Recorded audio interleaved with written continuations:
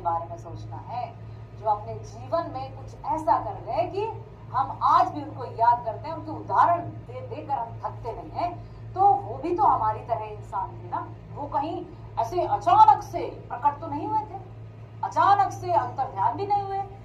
माता ने ही जन्म दिया, मनुष्य रूपी जन्म दिया और उसके बाद मृत्यु को भी प्राप्त हुए, लेकिन उनके कर्म अमर हो गए। तो उनका नाम सदियों से चला आ रहा है, सदियों तक चलता रहेगा और अमर हो गए। क्यों? क्योंकि अश्रु स्वेद रक्त से लथपथ उन्होंने अपने जीवन के संघर्षों से हार नहीं मानी। उन्होंने अपने जीवन के संघर्षों के होते हुए भी किसी के सामने हाथ नहीं फैलाया, किसी के सामने गिड़गिड़ाए नहीं वो।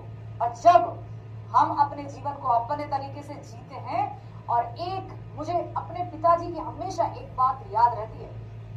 जब मैं नवोदय जा रही थी बेटा, मैं 9-10 साल की थी, तो उस समय गांव का माहौल ऐसा था कि गांव की बच्ची कैसे नवोदय जाएगी भाई, स्कूल बाहर जाकर पढ़ेगी। बहुत लोगों ने कहा नहीं नहीं आप ऐसा मत करिए, ऊंच नीच ना हो जाए, कुछ लड़की जात है, कैसे अकेले भेज रहे हैं आप। मेरे पिताजी को मुझ पर पूरा भरोसा था। उन्होंने कहा बेटा तू जा, बस एक बात याद रखना कि जहां भी तू जा रही है, जहां भी तू रह रही, कहीं भी रहना देश में, आप भी तो आगे बढ़े, है ना। लेकिन इतनी बात याद रखना कि अपने कर्म पर और अपने आप पर ही भरोसा रखना। बस परमात्मा हमेशा तेरा साथ देगा, तू कभी उदास निराश होगी भी ना। फिर वो बात याद रख लेना, तू कभी भी हार मत मानना, पूरा जीवन के रास्ते तेरे लिए खुले रहेंगे। और ये बात उनकी एक एक बात एकदम सत्य है, एकदम 100%, मैं कहूँ 1000% सत्य है।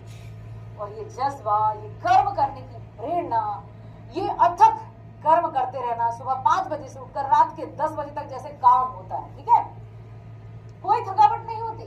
बिकॉज कि मेरे पिता ने मुझे वो सीख दी। उन्होंने कभी ये नहीं कहा कि तू ये कर वो कर, बस उन्होंने कहा कि बस कर्म करना, और जो तुम कर्म करोगी वही तुम्हारा फल ही तुम्हारा होगा। बाकी किसके पास क्या दौलत है, संपत्ति है, तुम्हारी मायके में कितनी जमीन है, तुम्हारे ससुराल में कितनी जमीन है, कितनी संपत्ति है, उस पर तुम्हारा कोई हक नहीं होगा। जो तुम करोगे वही तुम्हारा होगा।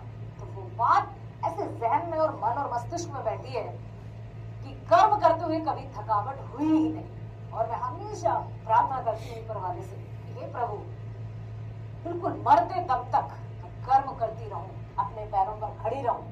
इसका मतलब कि कभी किसी के सामने के बारे में सोचना है, जो अपने जीवन में कुछ ऐसा कर गए कि हम आज भी उनको याद करते हैं, उनके उदाहरण दे देकर